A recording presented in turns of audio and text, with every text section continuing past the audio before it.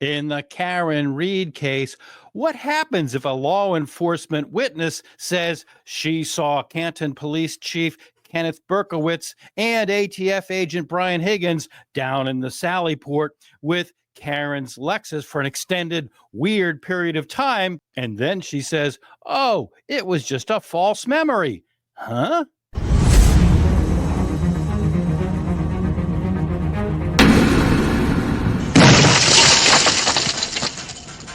When someone says something on the record, usually, and then they say, oh, no, I didn't mean to say that. Officially, it's called a recanting. Hi, I'm attorney Andrew Myers. On this week's midweek edition of About the Law, we're going to take a look at the testimony of one Kelly Devers. And be careful how you say that, because she has a bit of a temper when it comes to that. She was one of the witnesses in week 7 of the trial. And usually midweek, we take a look at your viewer comments. And the last few weeks during this trial, we're taking a look at one witness. We know there's been an awful lot happening this week, but this is a witness that we selected to show you in case you hadn't seen the headlines. Kelly Devers previously gave a statement to the FBI, although we can't say FBI in the courtroom because we're only referring to it as a separate law enforcement agency. In any event, in August of 2023, a year and a half after the John O'Keefe death, she was called into the FBI and she gave some statements. So she previously gave a statement to the FBI claiming she saw Canton Police Chief Kenneth Berkowitz and Brian Higgins in the Sallyport with Karen Reed's Lexus for a long period of time. And then she comes on the stand in trial 2.0, never called in trial 1.0. She comes on the stand and under questioning by Karen Reed's defense attorney, Alan Jackson, she says she never said that. Did you observe something in the Sallyport garage on January 29th, 2022 that you found unusual, that stuck out in your mind? Given factual information that makes it so I know I did not, no. Okay, so the background of that is Alan Jackson's just asking her straightforward, what do you remember about this incident? And she's now saying, oh, well, she looked at her shift times. She was doing overtime. And so she was confused. She was confused about the fact that she was even there. The answer is no. Correct. Do you remember being interviewed on August 9th, 2023? I do. That was by a separate law enforcement agency, correct? Yes. And so that's where we're dancing around FBI. We're not allowed to say that in the court. 2 separate law enforcement agents, is that right? Yes. And you were advised during the course of that interview on August 29th of something, correct? Can you rephrase that? I'm sorry, August 9th. So what was I advised of? Can you rephrase that? Sure. Were you advised that lying to those officers would be a crime? So it was a willing conversation. I've spoken with their legal team. Because of the fact I was providing factual information that showed a statement of mine was a false memory, it was not a lie. Note that that was not an answer to the question. That was not directly answering his question. What she's trying to say is, I don't want to tell you, and I'm going to make it as difficult. Do you remember Judson Welcher and Yoli Buchanan and how argumentative that they were with Alan Jackson and the other attorneys on the defense team? Well, watch this. Therefore, I made it in good faith, and I retracted given information that it could not be accurate. Ms. Devers, did you understand my question? Yes, I did. You threatened to charge me with perjury during our phone call prior to the first trial if I didn't lie on the stand right now. I'm telling you, I did not see anything. Factually, I've been provided evidence by a timeline that it is not correct. So what she's trying to say is that, she gave a statement to the FBI, that other law enforcement agency, that she saw Berkowitz and Higgins in the Sallyport because she was working dispatch and she could see all the monitors of everything inside of the Canton police station. And so what she's trying to say now is, oh, well, that was a false memory because I was later told that my shift ended earlier. So that's what she's trying to get us all to believe. My question was this. Were you advised that it was a crime to lie to those law enforcement agents? Yes or no? No. That's kind of difficult to believe because it's pretty standard practice. Anybody that follows the FBI or reads anything about the FBI, before you talk to the agent or agents, that is one of the first things that they tell you is that, you know what, we are FBI, and if you state mistruths to us, if you lie to us, you can be criminally prosecuted. So this just draws this whole line of questioning and answers into question. They never told you, they never admonished you that it would be a crime to lie to them? Objection. Sustained. As to form, Mr. Jackson. Sure. Did they advise you of anything? Any consequences of lying to them? So we had a willing conversation. Yes or no? I don't recall. So, okay, there's your answer. So now keep listening as we go through this witness on the stand. The judge just gave her an out to everything where she's floundering around. She doesn't know exactly what she's going to say. If she says, I don't know, or I don't remember, there's your answer. Move on, Mr. Jackson. You don't recall if they advised you of anything? No, because it Okay, wasn't. As a trained law enforcement agent. Go ahead and ask a question, but both of you only one at a time, okay?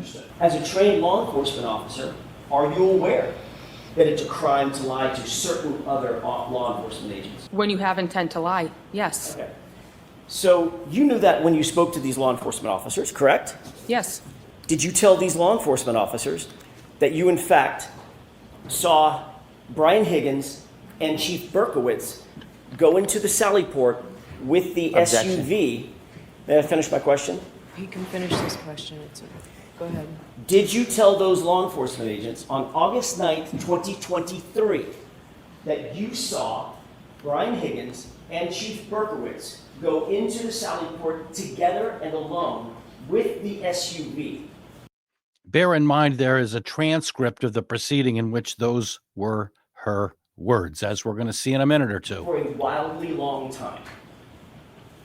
A wildly long time. That's not me saying it. That is what's in the FBI transcript.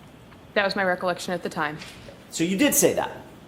At the time, that is what I recollected. Okay. Okay, so that was what she recollected. Now she's totally recanting it, and when she tries to, say, well, it wasn't possible because of my shift change, Alan Jackson then takes her back to a conversation that she had with the defense team just before trial 1.0.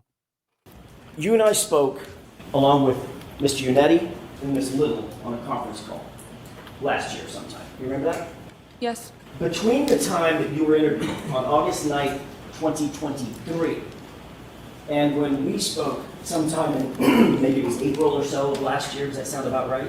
Yes. Did you have any conversation with any other party about your potential involvement in this case? No. Did you have a conversation with anybody in the commissioner's office at Boston Police Department? Not about anything malicious. I didn't use the word malicious. Why do you say malicious? I had a conversation, but it was my department saying, regardless of what I need to say on the stand, they support me. You were asked to go to the commissioner's office, correct? Yeah. Okay, so let's go back and take a look at a little bit of background. Maybe I should have mentioned this before, but let's just put this particular piece of testimony into context. Back on January 29th of 2022, Kelly Devers was, and be careful how you pronounce that, was working at the Canton Police Department. She had done an overnight shift as a patrol officer. Then she came inside for her second shift, where she was going to be a dispatcher. So at that time, she is working for the Canton Police Department. Subsequently, she leaves there and she's now working at the Boston Police Department. So she's a rookie at the Boston Police Department when she's called in all the way up the chain of command to the top person, the commissioner of the BPD. How long had you been on the Boston Police Department at the time that you were invited to go up to the Commissioner Michael Cox's office?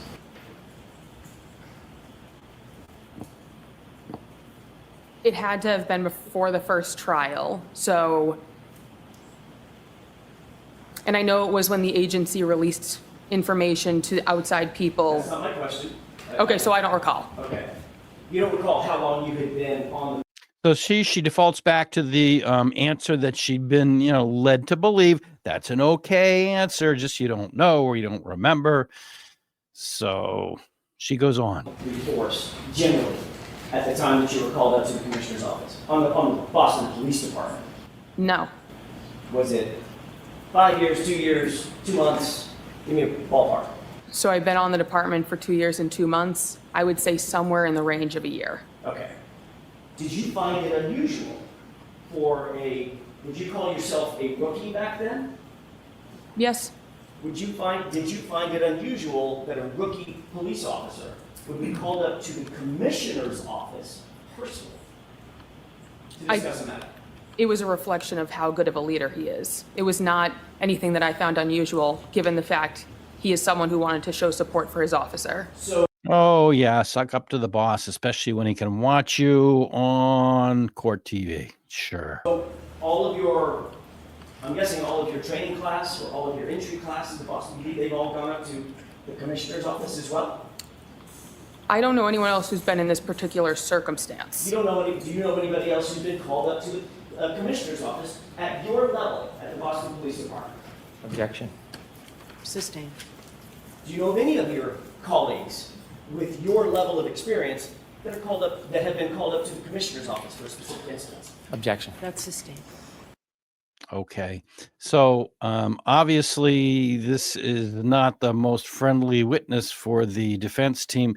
They're trying to get into evidence the fact that as a police officer in Canton at that time, she actually observed the police chief and FBI, I should say ATF agent Brian Higgins, going into the Sally Port, and they were, in her words, there for a wildly long time. They're trying to get that in, but she's turned not very friendly to the defense team. And look what happens when her last name is Dever. And look what happens when Alan Jackson mispronounces it, calls it Dever. You know what? These things happen. People have called me the wrong name, but look how she responds to this. So he said my name correctly. He said Dever. And That's my mistake. So that's how to avoid answering the question. You want me to repeat the question so I get So, the name right? Mr. Jackson, let's go ahead and answer, please. yes, and he said nothing with the intent of guiding me one way or the I asked you other. what his intent was, madam. I asked you what he said to you. What were his words to you? That he supports me. And Just wanted me to tell the truth up here. his words were do the right thing, correct? I don't recall. I don't recall. The Boston police commissioner tells the young recruit, do the right thing. What does that mean? As much as Kelly Dever wanted to back away from her initial statement and what she had said in the past, attorney Alan Jackson went back to reading her own words from the interview with the FBI. What you told those law enforcement agents on August 9th, 2023 was, quote, you recalled seeing Higgins at the station later that day on Saturday. Dever thought it was also weird that Higgins and Chief Kenny Berkowitz were by themselves in the Sally Port of the police department, by themselves while Karen Reed's car was parked inside. Higgins was a witness and present at the gathering where O'Keefe was found dead outside, and then he was in the presence of important evidence. You were sitting at dispatch by yourself and saw on the camera outside of the Sally Port when they walked in. Objection to the entire reading. So, beyond the scope, so you have to keep it. There's more to the statement, Your Honor. Do you remember making that statement to the officers? My recollection of the time was that, so yes. Okay, great. Did you go on to say, speaking of being truthful, did you go on to say, I'm objecting. All right, so you have to ask differently, but I need to see you for a minute with this and bring that with you, please. So they went to a sidebar. What Alan Jackson was trying to do was just simply read the transcript of what she told the FBI. And okay, we're going to do a sidebar. But when they came back from the sidebar, Officer Dever, did you go on to say in that interview, quote, you never saw them leave, them being Brian Higgins and Chief Ken Berkowitz. You never saw them leave, but you recalled thinking to yourself, that they were in the Sally Port for a wildly long time together in there, end quote. Did you say that? That was my recollection of the time. Okay. So yes, By the way, you indicated under questioning by Mr. Brennan that you knew what they wanted from me, meaning the defense, what they wanted from me. You yes, understand that? yes. You remember on that phone call that we read directly from the exact same report that I just read from? You remember that? And I told you the same thing then. That's not Yes. my question. Objection. Sustained. My question is, just answer my question, Officer Dever.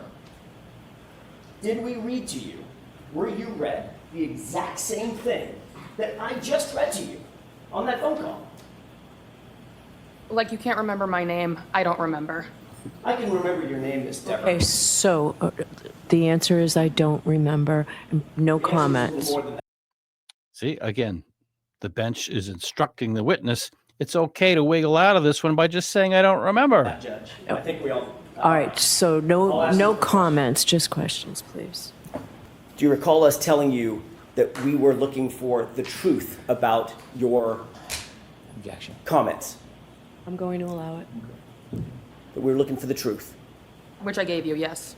Did you also say on that phone call something to the effect of, I know you're going to tear me a new one because I'm changing my testimony?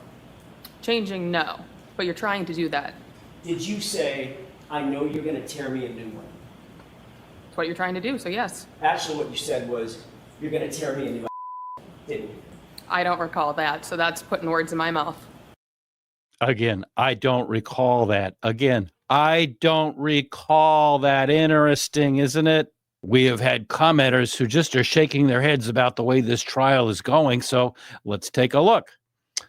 This is our first commenter. This is Nitsy Kitsy. I think Karen should take the stand because then the jury will see her as a person. And it has been shown through research, the jury are more likely to find her innocent if she takes the stand. And as regular viewers know, you know what? Research is as good as the people that pay for it. I did work for a research firm briefly, and you know, there are ways to ask questions and ways not to ask questions. There are prompts that one can give. There is a selection of who answers, and as the old saying goes, money talks. Number 10, Nitsy Kitsy, thank you very much for your view.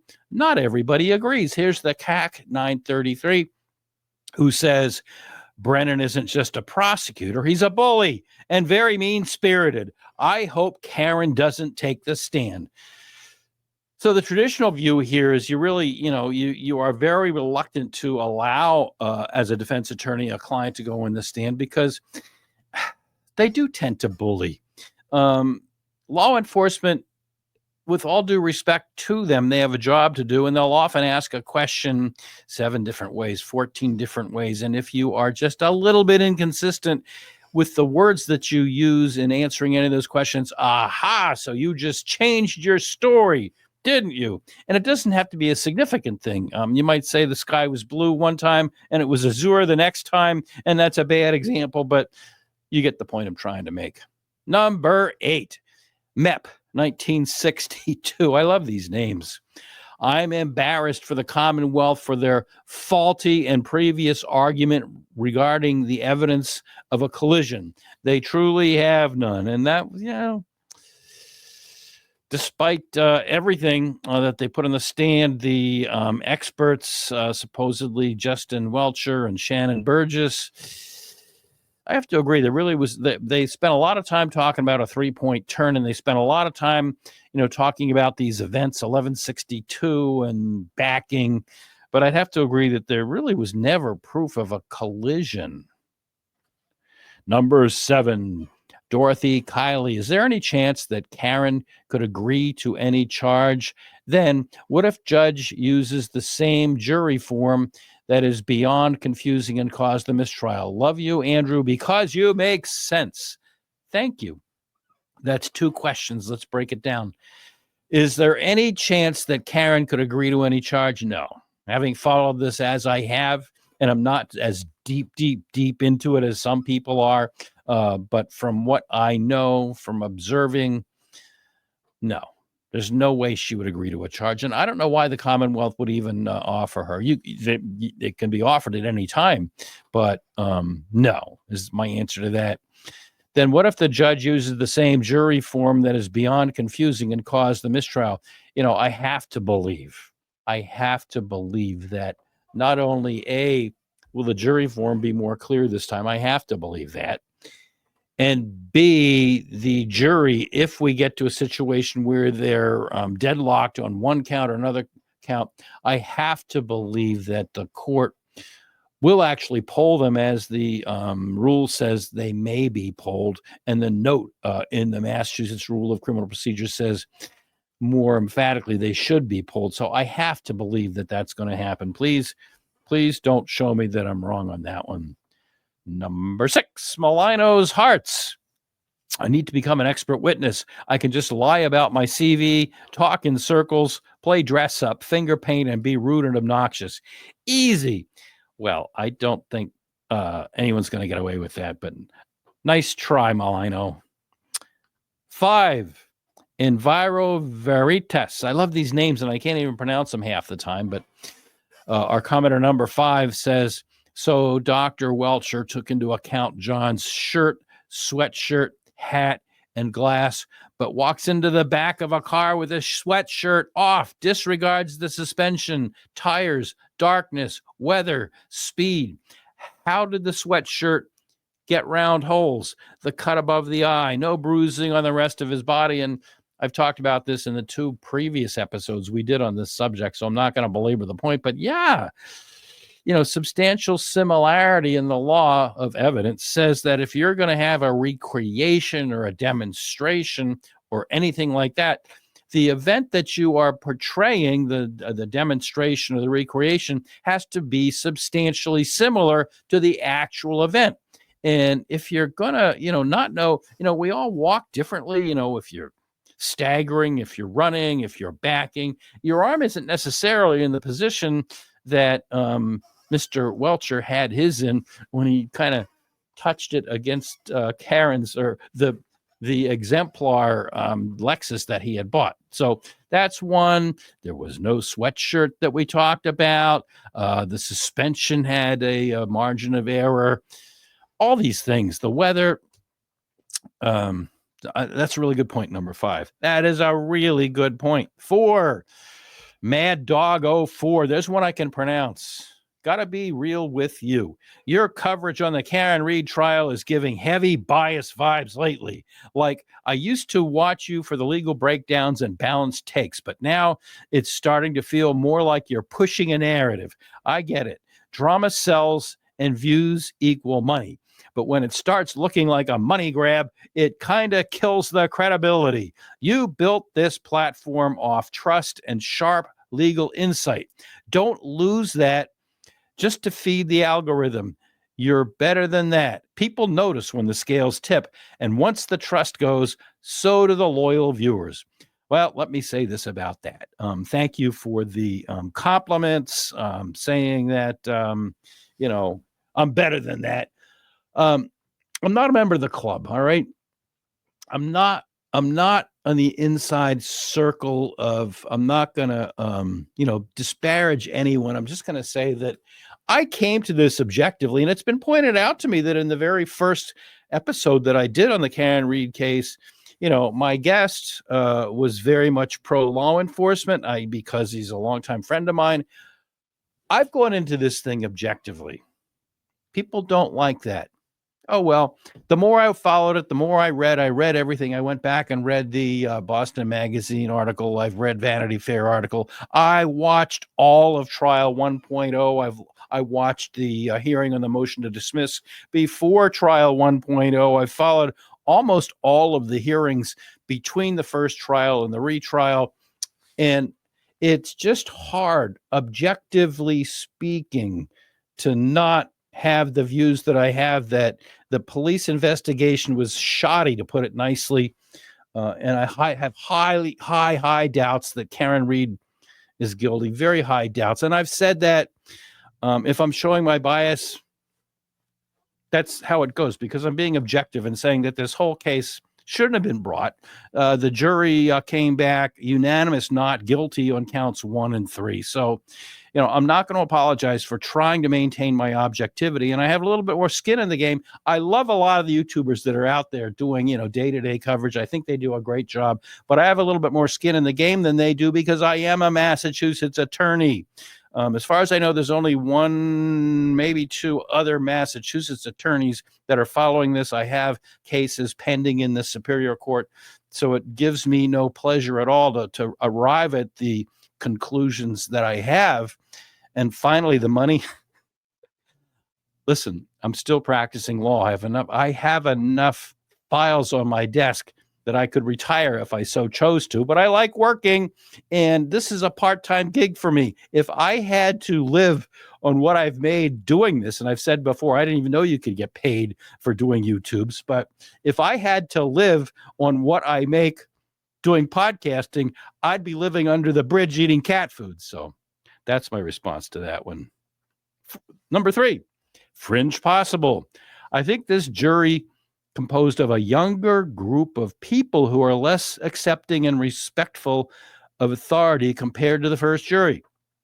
They have already been admonished for making faces, showing their contempt for some of the Commonwealth's witnesses, and it was reported that several of the jury members showed open disgust for Judge Welcher's display of wearing John O'Keefe's clothes during his demonstration. Some of the jury members have even been moved around so they can't comment among themselves. I assume it's due to the frustration with the prevaricating nature of the Commonwealth's witnesses. This all tells me that even without hearing the defense case in chief, the jury is not buying the Commonwealth's theory. Interesting comment. Very interesting comment. I love it when our viewers, share their insight because, we see it from this side of the camera, watching the hearings, not being there, and, having people that are there comment for us. So thank you. Number 2, Wendy Wilkinson. The disrespect to the victim cringe aside, Welcher was not wearing a hoodie of the type Officer Keefe was wearing, and the damage to the sleeve of the hoodie was not addressed at all. Good point. Talked about it before in one of the previous comments, but it bears repeating.